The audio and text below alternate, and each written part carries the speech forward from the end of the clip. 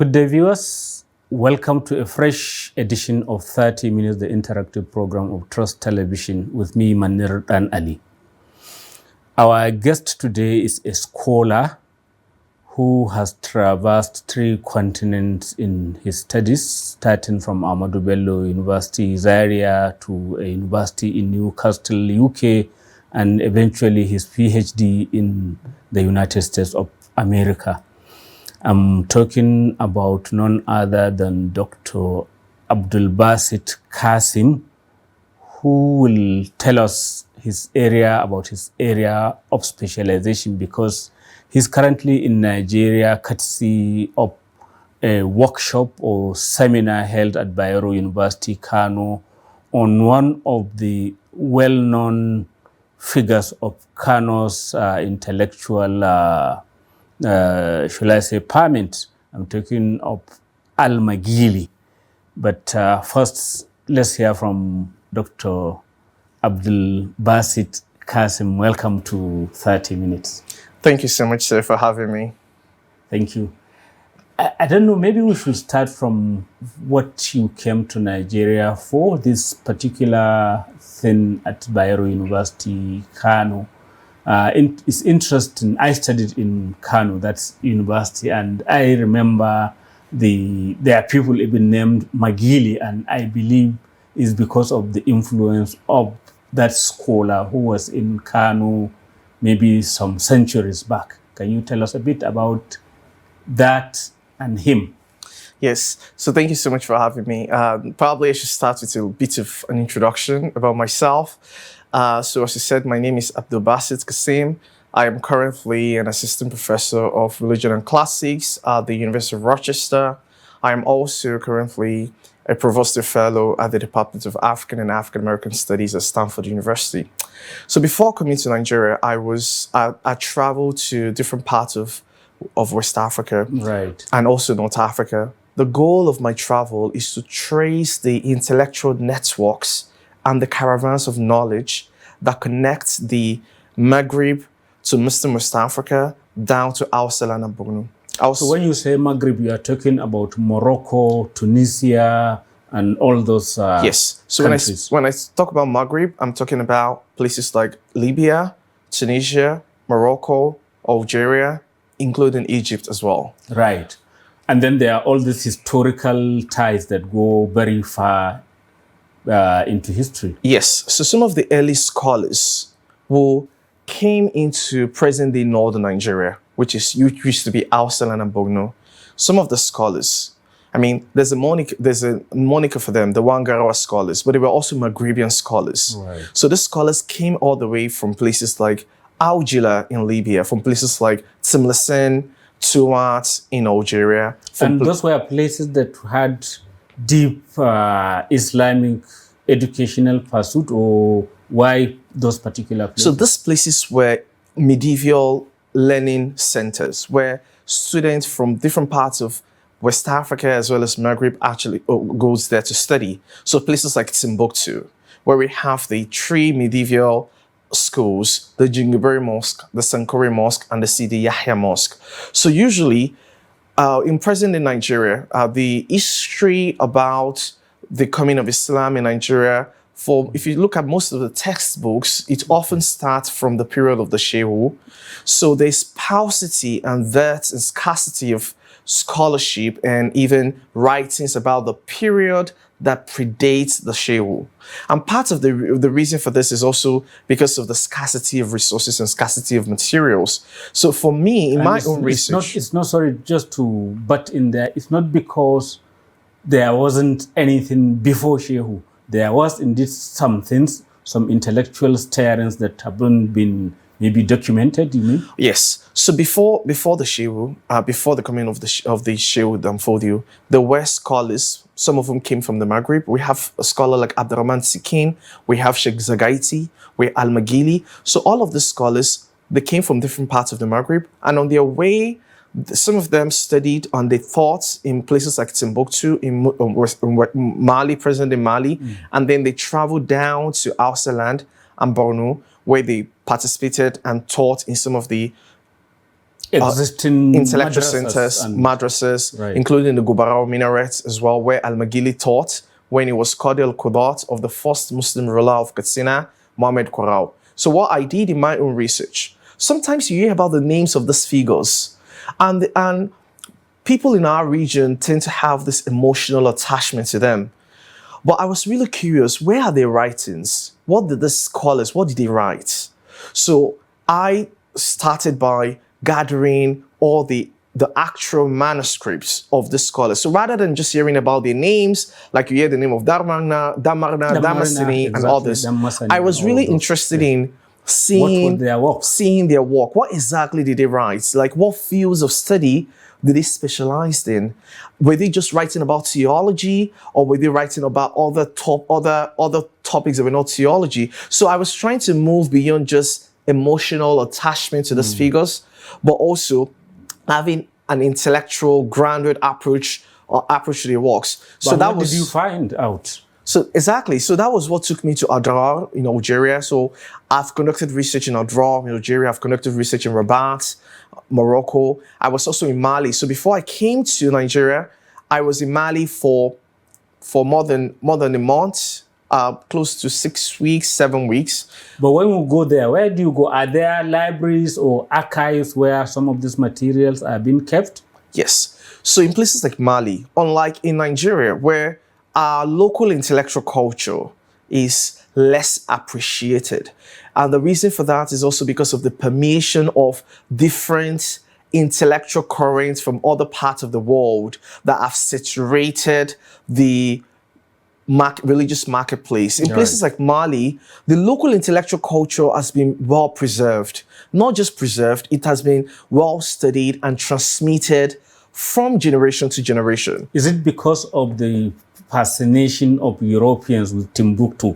Because, you know, they have this fascination about Timbuktu and they've been going there for quite a while. No, I would not love to give credit to the Europeans because they were not the ones. They actually just try to appropriate, and they shouldn't, they don't deserve that credit. The people who deserve the credit are the local Muslim scholars in places like Timbuktu, in places like Jenny, who have used their own resources to preserve the writing materials of their ancestors, who have preserved the ancient libraries, preserved the ancient archives. So when I was in Timbuktu, I had an interview with the Imam of the Sankore Mosque in Timbuktu. Right. Sankore Mosque is one of the famous mosques. In fact, yes. in the convocation speech of Waziri Junaid, at the speech he delivered at ABU, he spoke extensively about the Sankore Mosque and the significance of Sankore Mosque to the Sokoto tradition. So when I was at Sankore Mosque in Timbuktu, I had a conversation with the Imam, Imam Abdurrahman bin Muhammad Al-Akib, and I asked him that what exactly is responsible for the longevity of this tradition? Why has this tradition been kept alive to this day? And he gave me an answer. He said, Abdulbasit, the reason why we have this longevity is because our people here in Timbuktu, we take pride in this tradition. We intellectually engage the works of our scholars, but we also build on the knowledge. There's no stagnation in the knowledge. Of course, knowledge is ever increasing. So they're constantly reading, they're constantly engaging, and they're constantly upgrading that knowledge.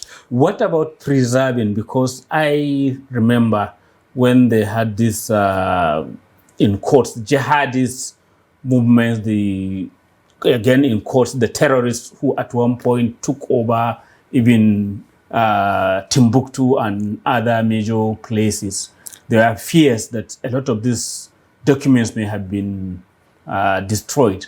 Yes. Actually, you know, this particular question you ask is a very sensitive question for the people of Timbuktu. All the imams of the three major mosques that are interviewed, Jingibari Mosque, which was established in 1327, the Sidi Yahya Mosque, and the Sankore Mosque, they were curious to know about what I think. Well, I am a teacher. By the way, I traveled with my teacher. I have a teacher. His name is Sheikh Mohammed Sharif. He's an African-American who migrated permanently to Mali. He left the US, migrated permanently to Mali, and I'm one of his students. I study under him. So we went on this trip together to all of these centers.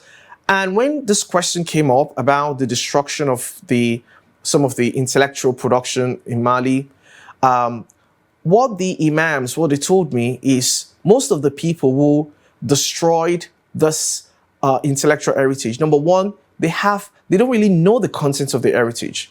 And some of them, they make projection. So they claim that, oh, some of this heritage, some of the contents of the heritage involves things that are un-Islamic.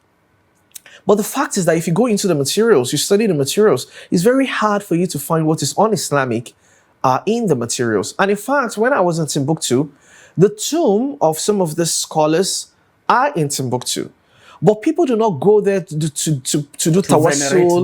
They don't venerate them. I mean, all the time I was in Timbuktu, I was at the Yahya Mosque, I was at the Sankore Mosque. I didn't see people going to the tomb and going there to pray, The tomb are just there as historical relics, as historical artifacts. Some of this tomb are also UNESCO heritage sites, but you won't see people there going there to perform like acts of worship or ritual. But will you then say that maybe the destruction was minimal and a lot of the material, these historic materials of several centuries, are all intact there? So what happened at the time, we had there were several librarians. One of whom is Sheikh Abdulkadir Aidara. I actually met him together with my teacher in Mali, in Bamako, and he was one of the figures who gave us a lot of contact in all the places we visited. So we visited Ségou, Mopti, Djenné, Timbuktu, Gao, all the major towns. Right. And Sheikh Abdulkadir Aidara was one of the librarians who rescued these materials. There were other people as well. Dr. Mohamed Jakite, who is the current director of the Ahmed Baba Center. So the Ahmed Baba Center was established by the South African government. They funded the creation of that center, the building, the remodeling of the center. So the materials then were rescued from Timbuktu and they were transported to Bamako for safekeeping. But while I was there, 2 weeks before I arrived in Timbuktu, these materials were now being returned back from Bamako to Timbuktu because Timbuktu is now presumed to be safe. But the important thing as well in this is they are not just keeping the materials for the sake of keeping it. They are actively studying the materials. In fact, while I was in Timbuktu, there was a big conference that was convened where the scholars in Timbuktu, they came and delivered a lecture about the writings of the Timbuktu scholars on the issue of Maulud Nabi, the celebration of the Prophet's birthday. So they were looking at the materials that what exactly have the Timbuktu scholars, what have they said about the Prophet's birthday? So they went back centuries by centuries, looking at the writings of the scholars and upgrading. So what I'm saying is the vibrancy of the intellectual culture is not just preserved, it has been engaged, it has been studied. What about upgraded to being digitized so that it's not some paper that you can't even touch? Because I have seen some of those materials in video and they are very delicate. So the digitization of the materials was mostly anchored and supported by foreign agencies. Like UNESCO? Like mostly European governments and all. But I would say based on what I observe on the ground, the digitization of those materials has its pros and cons. So on the good side, it helps in safekeeping, preserving, safeguarding the material. But on the other hand, it takes away the local agency from the scholars. Because once the materials are digitized and are available online, so for example, now we have the Google Arts and Culture, they uploaded more than 400,000 pages of Timbuktu manuscripts, which is now online and people can access. But the way knowledge works, especially for this knowledge we're talking about, nature, it works with having a teacher. It's not just about philology. So for the mere fact that you know Arabic and you can read Arabic, you still need a teacher to actually study the materials with, because besides philology, there's also a sociology of knowledge. But what has been happening now, especially with the digitization of these materials, is anybody can just access them from any part of the world. European academics and American academics have benefited a lot from this. But knowledge should be borderless. But knowledge, that's right. So I will go back to Waziri Junaid. So Waziri Junaid in his speech He said something very important. He said, knowledge is universal and timeless. Knowledge is universal and timeless, but it also has a social and cultural stamp. So knowledge is fulfilling a particular purpose, and knowledge is not neutral. So besides having knowledge being universal, it's also very important to learn the social and cultural stamp of the knowledge itself, which is where it is important to come and sit down with scholars, study with the scholars, understand how a particular set of knowledge has been transmitted from generation to generation. All of this are still taking place on the ground in Timbuktu. So while I was in Timbuktu, usually between Maghrib and Isha, you will find different circles of knowledge, people studying. Yeah. And the most So the important thing, schools are still alive. They are not just some historic relics. they're still alive, and they are well managed and well supervised, well administered, and people take enormous pride in them compared to what I see in Nigeria. I would want us to come to Nigeria after this short break. I can see you are just carrying on full speed. No problem. Thank you so much, sir. Viewers, it is 30 Minutes, the interactive program of Trust Television, and our guest today is Dr. Abdulbasit Kassim, a scholar on ancient Islamic education and history. Welcome back. If you've just joined us, it is 30 Minutes, the interactive program of Trust Television, and our guest today is Dr. Abdulbasit Kassim, a scholar on Islamic education and history. Doctor, you were mentioning earlier that the comparison between Jenne, Timbuktu, Gao, and all those places where there is an active madrasa, there are mosques, they have been keeping all these ancient documents and scholarship. When you come to Nigeria, that isn't the case. Why is it so? I actually think the several factors responsible for the decline, I would say, of this intellectual and historical scholarship. And the decline is happening at multifaceted level. So in the early independence period, when Sir Ahmadu Bello and several other new elites in northern Nigeria, when they created the Northern History Research Scheme, there was this campaign, this moment of galvanizing people, rallying people around the need to understand where we're coming from. They need to connect to this intellectual heritage. But I think what happened at the time is it's better this euphoria about, or we had a history before the coming of the colonialists. So it's better this euphoria, but it was more emotional rather than an intellectual engagement. So today, for example, the Shehu Ibn Fodi, people know about the Shehu. I mean, its legacy has still been preserved. But people know about the Shehu at an emotional level rather than an intellectual level. It's just recently with the works of Malam Mandefaro, the Ikra publication, that they came together with selected writings of the Fodiawa, where they compiled some of the writings of the Fodi. So for the first time, we have this selected writings where people could now engage the writings of the Shehu, engage the writings. But it's important that we go beyond just the Shehu. Because I will have said, I thought we were familiar that the Shehu, his brother, that is Abdullahi of Gondu, and his daughter, Nana Asma, all were scholars, were writers. And I think those who are familiar with that field know that these people wrote, and they wrote all sorts of tracts and books and what have you. Are you saying that that isn't acknowledged?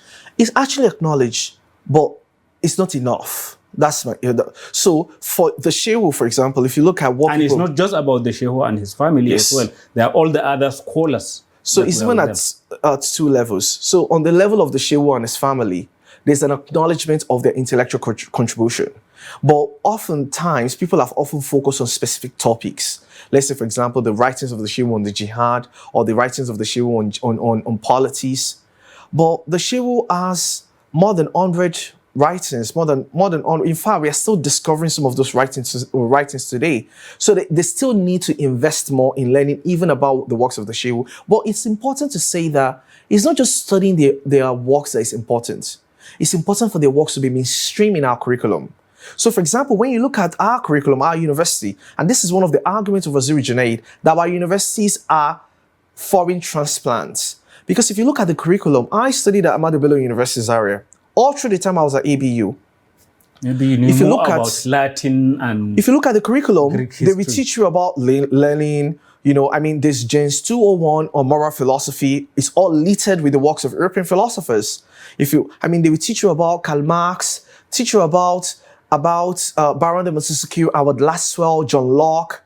But Al-Maghili, nobody taught the works of Al-Maghili, despite the fact that Al-Maghili was the first figure to compile and codify what today can be regarded as a constitution. So what he wrote for Mohammed Rumfa was a constitution. And you would expect that a political science department would teach the works of Al-Maghili. But you never find Al-Maghili in the syllabus. You would expect that a political science department would teach the work of Imam Mawardi, Ahkam Sultaniya. But you will never find their work in the syllabus. The only work you will find are the work of European scholars, are the works of European thinkers. And that's why because the university is an indoctrination camp, it's a breeding ground where ideas are being discussed. So when students leave the university, when they come out to the real world, their philosophy, their thought processes, their ideation, their orientation are completely shaped by the scholars and thinkers whose works they've read. But is that not a reflection of the Boko nature of the education? That is Western inclined kind of education. So you don't expect them to be celebrating some people who are more on a different level. I think this distinction is also what we need to demystify. So, for example, when people talk about there's nothing superior in Western education that our own scholars have actually not also written about. So I will give you an example. So in November last year, I was at Stanford and I gave a presentation on sovereignty. And at the beginning of the presentation, I told the audience that I am not going to come here and talk about Baron de Montesquieu. I'm not going to come here and talk about David Hume or any of this other... So none of the classical Western authorities. I said I'm not going to come, but rather I am actually going to come here and present the work of an African organic intellectual who has written on this topic in person of Sheikh Ibrahim Saleh. And I presented Sheikh Ibrahim Saleh's work on sovereignty. And I told my audience that it's so important for you to know that knowledge is not just based on this fixated, Eurocentric. Our own scholars are also producing knowledge, and their knowledge needs to be recognized and legitimized and mainstream in the curriculum. Their knowledge also needs to be celebrated as well. So is it the same argument as in all the other areas of knowledge, some of which are maybe Islamic or Arabic in origin, but have been subsumed under the current Western thinking that you won't know that algebra is started, the origin is Arabic, Islamic, and all of that? Yes, it's part of it. So there's this perception that people have that once it's written in Arabic, they often equate it to theology. So if it's written in Arabic, it's obviously going to be talking about theology. Yes. While it's important to recognize that the writings of most of the scholars, their ontology and epistemology is shaped by Islamic worldview. It's not shaped by a secular worldview, unlike the works of David Hume, Nietzsche, and others. But they're not just writing on theology alone. So I'll give you an example. Same Stanford. I taught a class at Stanford, Black History in Islam. And my students studied the works of Sheikh Adam Ali-Lori. They studied the works of Sheikh Ibrahim Saleh. In fact, both of whom are Nigerians. Both of whom are Nigerians. In fact, my students wrote the reviews. Sadio Abdi, she's of Somali origin. She was born in the US, but she reads Arabic. She did reviews of Idaw Nusuk, of Abdullah Fodio. She did reviews of Usulu Siyasa. And at the end of the class, she told me that, Dr. Kassim, prior to your class, when it comes to thinking about politics, I only think about Thomas Jefferson. I think about the Federalist Papers. But now with your class, I'm able to see how the concept of politics is being theorized within an African context. So she reviewed Usulu Siyasa of Mohammed Bello. She looked at some of the qualities that leaders must have. And Sadi Abdi was telling me that going by all of the qualities that Mohammed Bello mentioned in Usulu Siyasa, that our present leaders do not deserve to be leaders because they don't have any of these qualities that Mohammed Bello mentioned in Usulu Siyasa. So that way, we are making the students to think outside the box, think outside the Western, this hegemonic Western citational praxis, and they are being exposed to other ways of thinking, to other ways of theorizing knowledge that is not purely Western or purely Eurocentric. And this is I would say, my argument with decolonization. I'm sure you've probably heard the word decolonization. There are several scholars who are seen as the pioneers of decolonization of knowledge. We talk about Frantz Fanon, we talk about Aimé Césaire, we talk about Albert Memmi. But the problem, and even V.Y. Modimbe, Valentin Modimbe, who wrote the book, The Invention of Africa. But the problem with all of these scholars is, despite the fact that they critique the colonial epistemology, they were still trapped inside the same epistemology because they didn't know any alternative. So very the critique... good point to end the program, because I'm just being reminded that we have run out of time.